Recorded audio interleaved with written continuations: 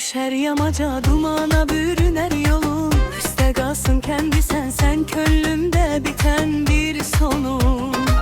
Çaydaşları danışar, ot kokusu dolanar. Her adımda bir renk var, bu yerler üreyalar. Dağ başında ışık var, sakit sakit akır gün. Her tepenin üstünde bir güzellik, bir ömür. Üste kalsın aziz kendim, yaşıllığın canımsa.